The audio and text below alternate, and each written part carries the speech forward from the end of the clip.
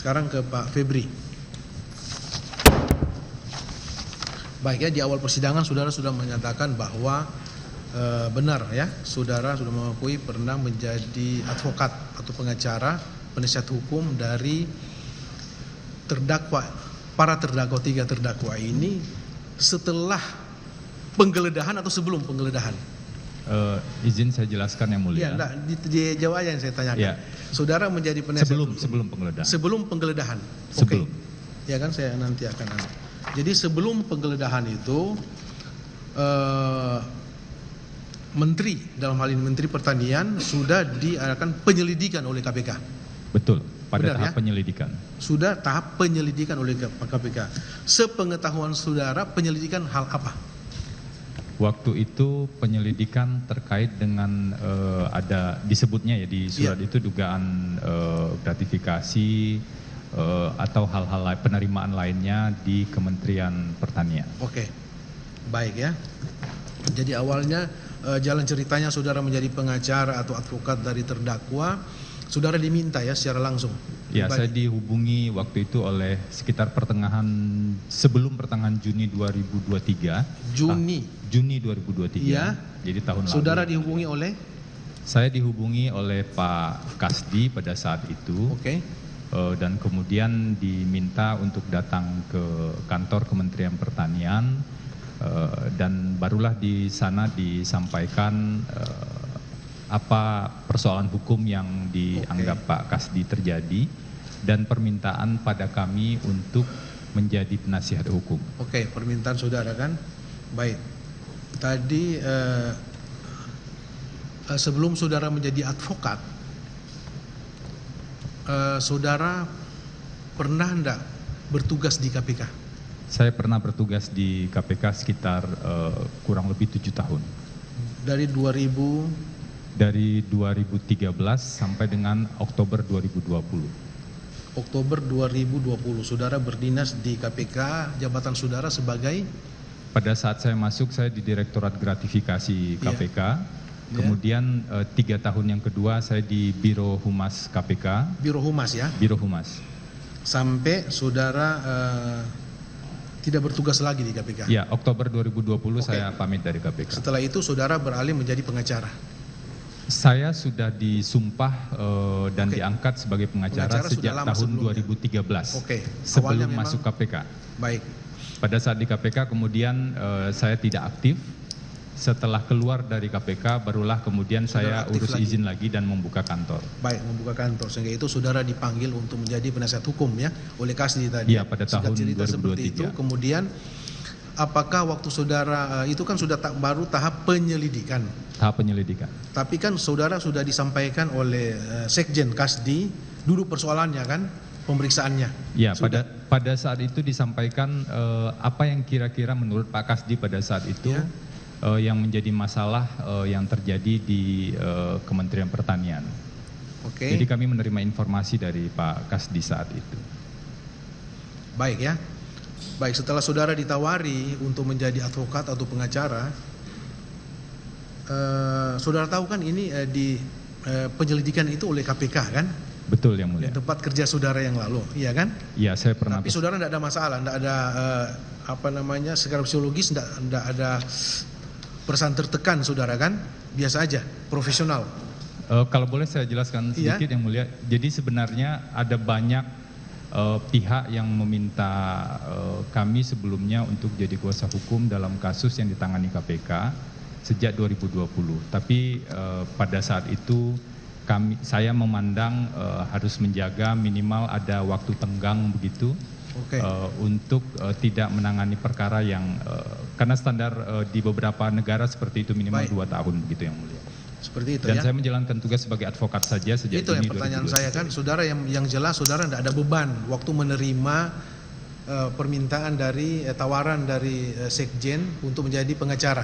Benar yang mulia. Untuk perkara yang ditangani oleh KPK kan begitu, lagi disidik oleh penyelidikan oleh KPK. Baik, itu tidak masalah. Jadi yang penting saudara tidak ada tertekan lah situ, intinya gitu. Kemudian saudara setuju ya, kontrak kan tentunya. Ya, ada pada kontrak saat kerja kan? Ya, betul yang mulia. Kapan? Beberapa hari kemudian. SKK surat kuasa khusus itu tertanggal 15 Juni 2023. Oke. 15 Juni ya. Juni 2023. Oke, saudara sah menjadi pengacara, kan gitu. Kemudian kan tentunya saudara sudah tahu hak dan kewajiban saudara sebagai pengacara kan sudah ada diatur oleh Betul yang mulia. masuk kode Di etik Undang-Undang sebagai Advokat. pengacara kan gitu. Kode etik pengacara kan sudah ada. Benar yang mulia.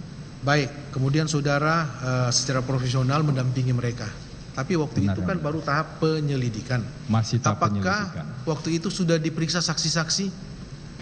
Pada saat itu yang saya ketahui yang belum dipanggil saat itu hanya Pak Sarul saat itu, karena ini saya ketahui karena ada surat undangan klarifikasi dari KPK dan pada akhirnya sesuai dengan saran kami agar kooperatif, Pak Sarul datang pada saat itu memenuhi undangan tersebut. Bentar ya, yang pertanyaan saya tadi, waktu saudara ditawari oleh Sekjen ya sebagai pengacara, apakah waktu itu pegawai di Kementerian Pertanian waktu itu sudah diperiksa sebagai saksi?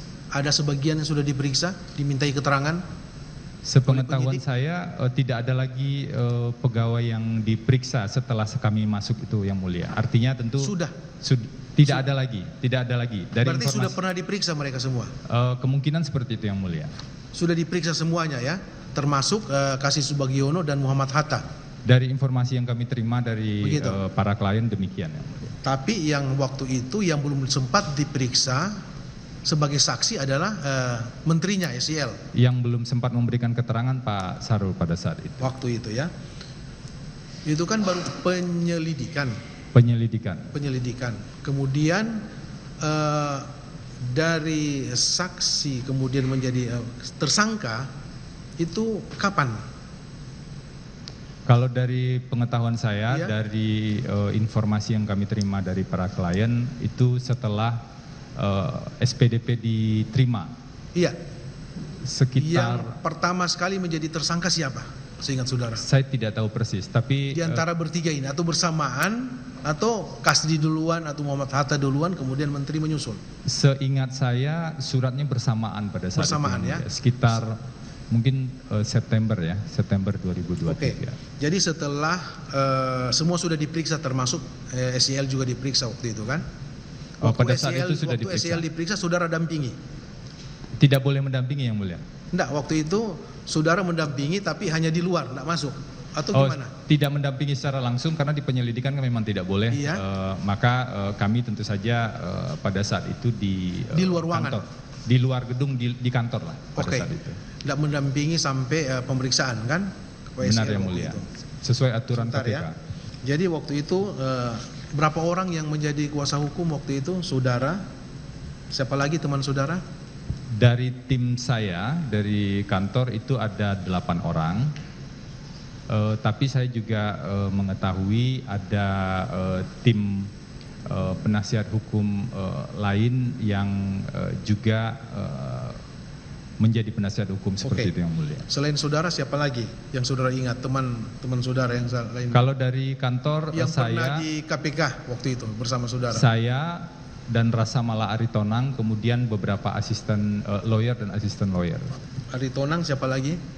Yang pernah di KPK hanya kami berdua. Oh hanya kami, saudara berdua ya. Ini Pak Aritonang ini apa? Penyidik? Bukan, dulu terakhir di Biro Hukum menjabat sebagai Kepala Bagian Perancangan Peraturan Perundang-undangan. Baik, hanya kalian berdua ya? Hanya berdua yang. Oke. Singkat cerita ya, berjalannya waktu, kemudian SEL sudah diperiksa sebagai saksi, kemudian setelah penyidikan berubah ya menjadi tersangka. Benar, 3 orang tersangka, benar? 3 orang tersangka. Jadi saudara masih tetap mendampingi? Sempat ketika penggeledahan terjadi pada akhir September 2023, kami sudah mengetahui, saya sudah mengetahui kalau KPK melakukan penggeledahan, itu sudah penyidikan dan pasti sudah ada tersangka. Itu pengetahuan saya saat itu. Sehingga menurut kami saat itu surat kuasa khusus pendampingan di tahap penyelidikan sudah selesai karena dugaan kami KPK sudah masuk di penyidikan, tapi kami belum dapat informasi resmi. Penggeledahan itu sudah muncul di pemberitaan media pada saat itu. Baik. Bentar ya, saya balik lagi ya. Saudara setelah menerima surat kuasa khusus ya untuk mendampingi 3 terdakwa ini, apakah saudara intens berkomunikasi dengan terdakwa nih, SEL? Tentu saja yang mulia. Saya intens, saya profesional. Tadi kan sudah saya profesional, intens bekerja mendampingi beliau. Kemudian ini sebelum penggeledahan ya. Sebelum penggeledahan. Apakah saudara mengetahui waktu SEL ada tugas dinas keluar negeri? Iya, saya mengetahui. Tahu ya, saudara? Mengetahui tugas keluar negeri. Apakah sebelum itu saudara sudah mendapat informasi enggak yang saudara dapat ya, yang masuk ke saudara bahwa akan ada penggeledahan? Oh, tidak pernah. Tidak tahu. Saudara tidak tahu sama sekali ada penggeledahan pada saat menteri ke luar negeri ya? Pada saat itu Pak Sarul di luar negeri menjalankan tugas. Seingat sepengetahuan saudara, berapa hari waktu Sarul ke luar negeri kemudian adanya penggeledahan? Saya tidak tahu persis, tapi sudah di luar negeri selama beberapa hari pada saat itu. Baik. Yang mulia. Pada saat penggeledahan, apakah saudara diberitahu atau ada penyampaian akan ada penggeledahan di klan saudara di rumah dinas Wican? Tidak pernah. Tidak. Saya tahu dari pemberitaan media. Sore atau malam mungkin saya baca ya. Setelah penggeledahannya, benar sebagaimana dijelaskan tadi dari Kamis malam, kan saudara pasti mengikuti kan, saudara kan masih penasihat hukum mereka. Itu benar sampai hari Jumat pas.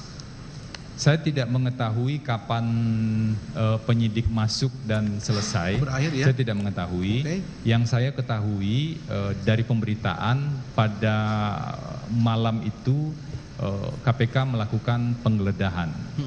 Itu yang saya ketahui yang mulia. Barulah kemudian besoknya ada pemberitaan lagi terkait dengan biasanya kan KPK memang menyampaikan informasi perkembangan kegiatan. Iya, jadi saudara ikut dari media ya? Dari pemberitaan media. Ya. Pemberitaan media saudara tahu memang benar ada penggeledahan. Betul. Sebagaimana saya juga dengar waktu itu kan memang disebutkan ada uang yang digeledah sekian miliar. Di pemberitaan. Kan? Tahu kan? Ada yang digeledah itu senjata api. Iya, dari pemberitaan saya baca ada juga. Ada beberapa senjata api dan ada yang lain. Dokumen-dokumen yang lain yang kami tidak, yang jelas itu diberitakan kan, intinya itu. Kemudian saudara kan selama intens tadi kan berkomunikasi dengan 3 terdakwa ini, apakah saudara mengetahui setelah itu ya bahwa memang benar ada sharing atau pengumpulan uang di Kementerian Pertanian? Sudah dengar enggak saudara waktu itu? Izin yang mulia, sebelum saya menjelaskan, mungkin agar ini jadi concern, karena saya punya kewajiban hukum juga. Iya, saya ngerti. Tapi kan secara pengetahuan, saudara waktu itu sudah mendengar atau tidak, itu aja. Sebelumnya saya tidak mendengar yang mulia. Sebelumnya sudah mendengar. Tapi kan saudara dapat apakah para terdakwa ini mengakui kepada saudara bahwa memang kami ada mengajukan ada sharing pengumpulan dari eselon 1 untuk kepentingan atau operasional menteri? Sebelum saya jawab, mohon izin yang mulia, saya diberikan kewajiban hukum di pasal 19 Undang-Undang Advokat. Benar, saya ngerti. Betul, untuk menjaga kerahasiaan hubungan antara advokat dengan klien. Itu pertanyaan kami kan sebenarnya sederhana. Apakah waktu itu terdakwa Syahrul Yassin Limpo, terdakwa Kasis Subagiono maupun terdakwa Muhammad Hatta sudah menyampaikan kepada saudara hal demikian atau tidak, atau memang disampaikan tapi saudara tidak bisa ngomong di persidangan ini? Yang disampaikan kepada kami, ini mohon izin untuk menjelaskan secara umum yang mulia. Yang disampaikan kepada kami ada proses penyelidikan yang sedang berjalan di KPK. Yang dituduhkan, yang dituduh? Ya, dengan sangkaan, kan disuratkan bunyi itu yang mulia, surat panggilan gitu ya. Itu yang pertama. Yang kedua, kemudian yang disampaikan para klien pada kami, tentu di kesempatan yang terpisah, ada beberapa isu-isu dan persoalan-persoalan hukum yang diduga terjadi di Kementerian Pertanian. Baik. Nah, tentu saja itu kami identifikasi yang dan kami pelajari lebih lanjut. Baik. Gitu. Tadi saudara mengatakan bahwa waktu saudara menjadi penasihat hukum itu pegawai di Kementerian Pertanian, ya, eselon 1 dan lain-lain itu sudah diperiksa sebagai saksi, ya kan? Betul. Apakah saudara pernah enggak punya inisiatif atau sudah melaksanakan untuk menemui saksi-saksi yang sudah diperiksa oleh KPK waktu itu? Ada enggak yang saudara temui di antara pegawai Kementerian Pertanian?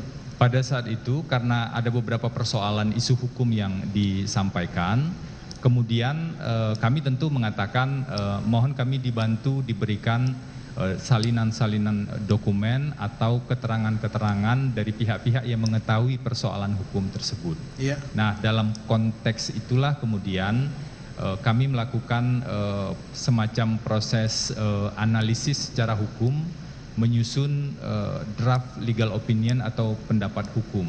Iya. Ada informasi dari dokumen-dokumen, seingat saya lebih dari 20-an. Pertanyaan saya, apakah saudara menemui enggak saksi-saksi yang sudah pernah diperiksa oleh KPK? Itu pada saat saya ketemu dengan Pak Kasdi, ada beberapa orang pegawai Kementerian Pertanian yang sudah ada di ruangan dan kemudian mereka menyampaikan informasi yang mereka ketahui. Sudah diperiksa sebagai saksi di KPK? Saya pada saat itu tidak mengetahui secara persis, tapi yang pasti saat itu karena kami meminta kan siapa yang mengetahui persoalan-persoalan ini, maka dihadirkanlah beberapa orang yang pada saat kami datang mereka saudara sudah ada. Saksi, saudara bertanya ke siapapun di kementerian untuk bahan pembelaan saudara tentunya kan kepada Kadiswem, tidak masalah. Tapi yang jadi masalah ini apabila saudara sudah mengetahui bahwa mereka ini sudah menjadi saksi dalam perkara ini dan sudah membuat BAP di penyidik KPK, kemudian saudara mempengaruhi mereka. Nah, itu yang jadi masalah, Pak. Tapi kalau saudara memang benar-benar tidak tahu bahwa mereka ini belum sempat diperiksa oleh penyidik KPK, tidak masalah saudara minta keterangan dari mereka untuk bahan pembelaan.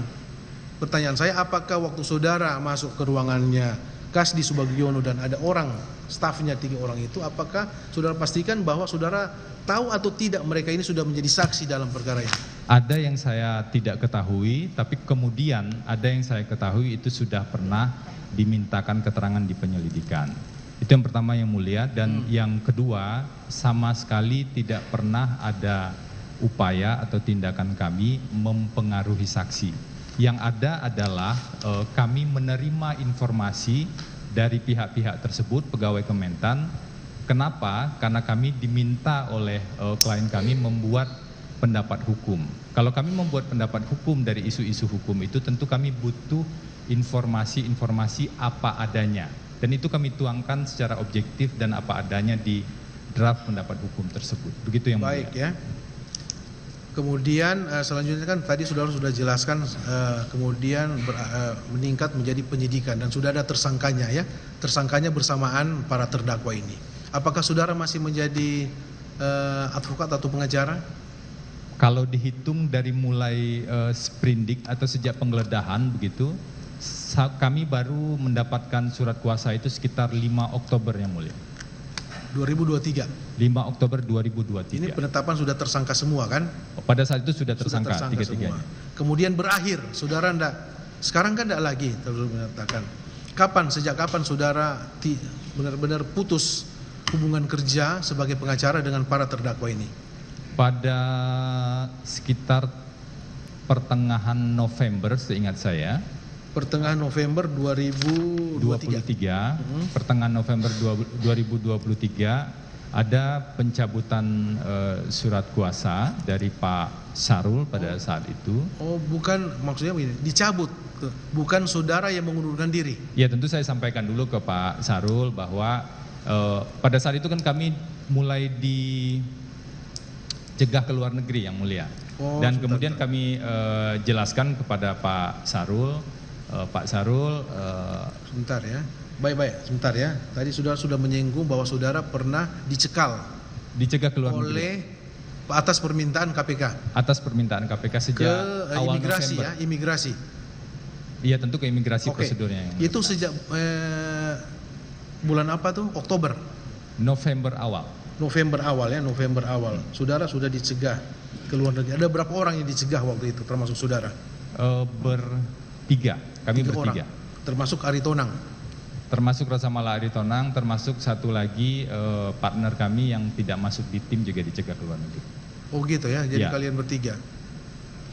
Dicegah ke luar negeri, kemudian setelah saudara dicegah ke luar negeri, saudara komunikasi dengan konsultasi dengan. Betul, saya datang ke Pak Oke. Sarul, saya besuk Pak Sarul, saya jelaskan begini, Pak Sarul, kami ini kan pernah diperiksa sebagai saksi di tahap penyidikan.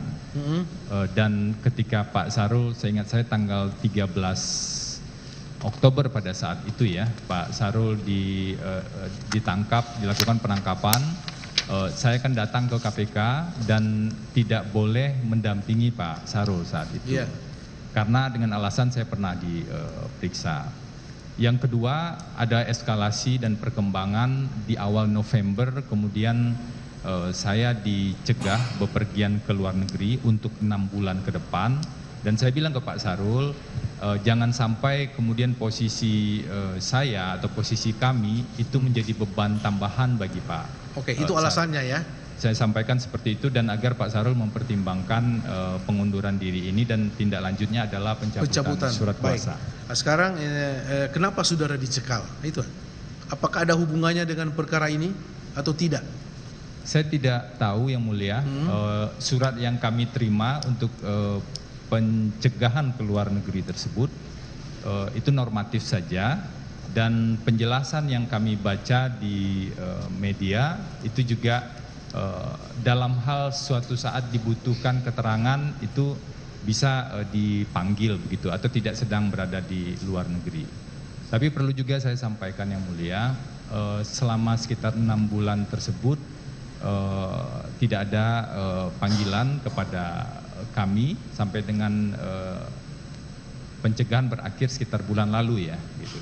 Tapi kami menghormati itu, kalaupun kami dipanggil kami datang. Baik, termasuk di ruang sidang. Saudara mengatakan awal November 2023 itu saudara dicekal ya dalam waktu November awal. November awal, berarti berapa kali saudara? Apakah diperpanjang lagi? Tidak ada surat pemberitahuan lagi yang mulia. Tidak ada surat, hanya sekali aja saudara ya? Satu kali, saya menerima surat dari KPK, kemudian saya terima surat dari imigrasi pada saat itu. Sekarang saudara dalam posisi masih dicekal ke luar negeri atau tidak lagi? Saya belum cek ke imigrasi, tapi tidak ada surat soal informasi pencegahan ke luar negeri yang saya terima. Ke luar negeri. Baik, pertanyaan tadi kan saya kenapa saudara dicekal? Karena pemberitahuan apa tadi? Ada hubungannya dengan perkara ini atau tidak? Ya, jika diperlukan keterangan sewaktu-waktu itu kemudian bisa dimintakan. Sehubungan dengan perkara ini kan? Tentu sehubungan dengan perkara ini, betul. Seperti itu ya. Jadi sekarang saudara memang benar-benar sejak dicabut pencabutan surat kuasa saudara enggak mengikuti lagi atau saudara mengikuti? Jadi begini yang mulia, pencabutan surat kuasa kan disebutkan di sana kami tidak bisa mendampingi litigasi begitu. Iya. Kami tidak bisa mendampingi lagi, namun kami juga dilarang ini advokat yang mulia untuk meninggalkan klien dalam keadaan sulit. Dan pada saat itu ada permintaan juga pada kami untuk tetap memberikan bantuan, memberikan analisis hukum yang mulia. Begitu. Jadi porsinya lebih ke porsi non litigasi dalam konteks analisa hukum. Tidak ada pendampingan lagi dan saya tentu tidak lagi bisa besuk begitu. Kalau sebelumnya saya agak rutin besuk Pak Sarul. Karena sudah dicabut, jadi saudara tidak seleluasa pada waktu saudara masih menjadi kuasa kan gitu, intinya itu. Ya. Jadi tidak lagi ya, tidak aktif lah seperti itu. Betul. Akhirnya. Mengenai sharing itu saudara tidak tahu sama sekali, hanya pemberitahuan aja tadi ya, pengumpulan uang di Kementerian Pertanian. Saudara sama sekali memang tidak tahu ya. Dalam informasi-informasi yang kami dapatkan dalam proses penyelidikan tentu ada informasi yang kami dapatkan. Ya. Karena misalnya ada beberapa isu hukum yang kami ketahui. Tapi saya juga mohon arahan dari majelis yang mulia, apakah tepat kalau isi dari pendapat hukum itu kami sampaikan juga di sini mengacu pada pasal 19 tadi yang. Iya. Oke, cukup kalau dari saya, cukup. Ada tambahan? Sedikit, saksi Febri Diansah. Ya. Ya yang mulia. Jadi saudara ini menerima kuasa itu tidak terbatas. Apakah itu penyelidikan saja, penyidikan sampai sidang pengadilan. SKK atau surat kuasa khusus tertanggal 15 Juni hanya untuk penyelidikan yang mulia. Ada dituliskan untuk penyelidikan saja. Betul yang mulia. Iya. Betul yang mulia. Makanya saudara pada waktu tak penyidikan kan sudah sebagian kan sudah mulai kan sudah tersangka, berarti sudah penyidikan ya. Betul, saya tahu sejak penggeledahan terjadi yang mulia. Penggeledahan itu. Berarti saudara tidak bisa mendampingi secara langsung. Saya tidak mendampingi yang mulia. Tidak mendampingi ya. Jadi berapa lama saudara dengan tim termasuk siapa? Si Donald Faris ya? Donald Faris tidak masuk di dalam. Udah masuk. Berapa orang saudara? 4 orang ya waktu itu ya? Kalau di surat kuasa khusus ada 8 orang. Ada 8 orang. Berapa lama saudara di tahap penyelidikan itu mendampingin? Rentang waktunya berapa lama? Dari 15 Agustus tentu saja, dari pertengahan Agustus lebih begitu yang mulia, sampai dengan kami mengetahui penyidikan sudah dimulai sekitar akhir September.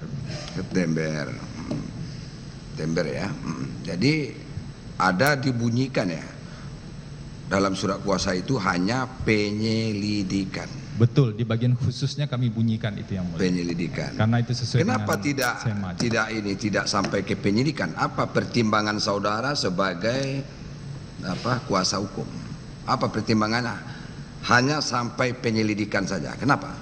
Karena memang sebenarnya kami mengacu ada surat edaran Mahkamah Agung yang mengatur kalau surat kuasa khusus itu harus spesifik tapi untuk persidangan yang mulia. Dan itu kami terapkan juga kalau tahapannya masih di penyelidikan, tentu saja kami hanya membuat surat kuasa khusus di tahap penyelidikan. Kalau tahapannya di penyidikan, maka di tahap penyidikan saja.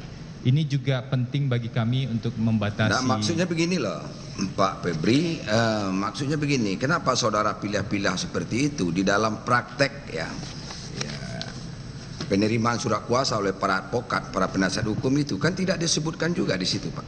Paling-paling di situ bahwa penerima kuasa berhak mendampingi ya pemberi kuasa mulai dari penyidikan sampai begitu sampai ke Mahkamah Agung malah disebutkan. Cuma di sidang pengadilan dibikin lagi surat kuasa khusus. Seperti itu, Pak.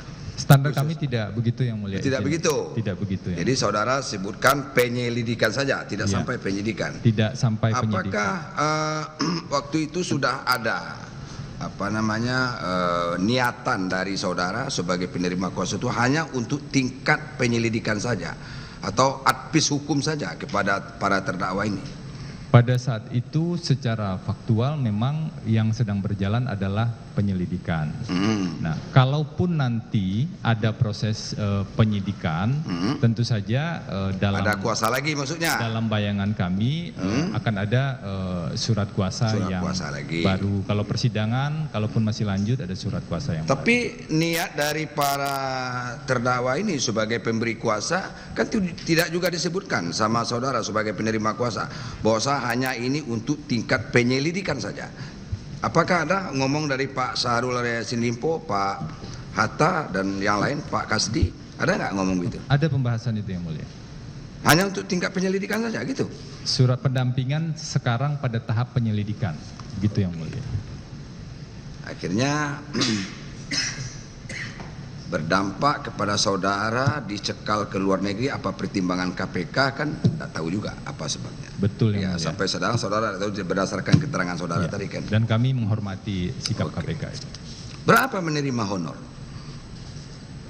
Honorarium itu kami bagi yang mulia, izin menjelaskan. Satu di tahap penyelidikan, kami menerima honorarium ini mengacu pada pasal 21 Undang-Undang Advokat berdasarkan kesepakatan pada saat itu. Berapa Pak nilainya? Apakah tepat saya sampaikan di sini yang mulia? Ya karena kalau penuntut umum yang tanya, enggak perlu Pak beri jawab. Tetap penasihat hukum bertanya enggak perlu dijawab. Tapi kalau hakim bertanya harus dijawab. Apa dasarnya? Dasarnya pasal 165 ayat 1 KUHP. hakim apa saja boleh ditanyakan kepada saksi. Kenapa saya tanya begitu? Apakah niatan ini datangnya dari saudara atau karena sesuatu keadaan? Itu pertimbangan dari hakim, Pak Febri. Silakan jawab.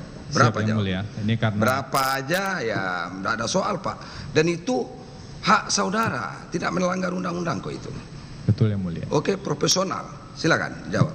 Pada saat itu di tahap penyelidikan yang disepakati totalnya adalah 800 juta rupiah. Berapa? 800 juta rupiah. Untuk 8 orang? Tim kami ada 8 untuk 3 klien yang mulia. 3 klien, 800 juta.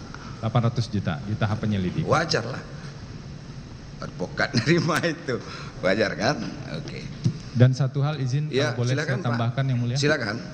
Jadi pada saat itu kami juga menegaskan, saya komunikasi dengan Pak Kasdi, mungkin bisa dikonfirmasi juga, bahwa karena kasus ini bersifat pribadi, maka kami sampaikan sumber dananya itu juga dari pribadi, dan kemudian dalam perjanjian jasa hukum juga kami sebutkan bahwa klien menjamin sumber dana dari hasil yang sah dan tidak hasil tindak pidana, begitu yang mulia.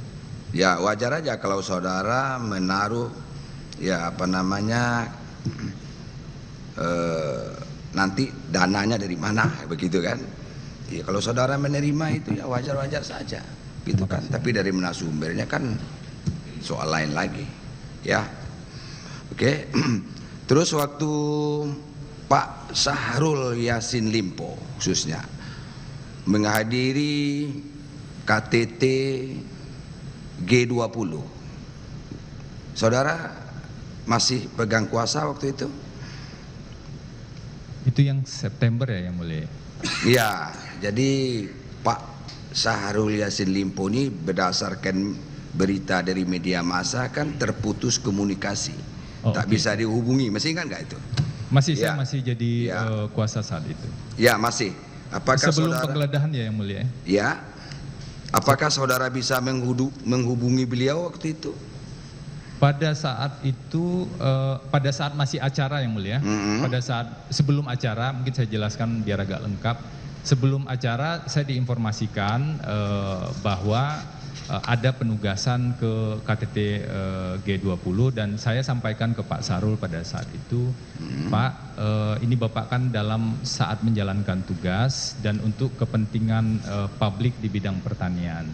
Jadi ada baiknya ketika Bapak berada di luar negeri, informasi-informasi terkait dengan kegiatan pertemuan itu disampaikan ke publik. Dan saya diinformasikan, ada foto, kemudian ada poin-poin pembicaraan dan lain-lain. Ya itulah advis hukum dari penasihat hukumnya. Benar ya, benar kan? Benar ya, bukan berarti disuruh dia kabur, kan bukan begitu, Pak. Ya. Kegiatannya memang ada saat itu dan iya, kegiatannya ada. Tapi yang ribut di media, kalau media kan belum tentu juga benar, kan begitu. Itu tidak bisa dihubungi lagi Pak Syahrulnya, padahal acara itu resmi gitu ya, begitu Pak? Benar ya mulia. Rombongan lain sudah pulang, kenapa beliau belum pulang, kan begitu? Ya, yang saya kalau di media seperti itu, berarti saudara sebagai penasihat hukum masih bisa menghubungi Pak Syahrul Yassin Limpo khususnya. Ya, saat itu ada update yang saya terima dalam posisi di KTT G20 tersebut.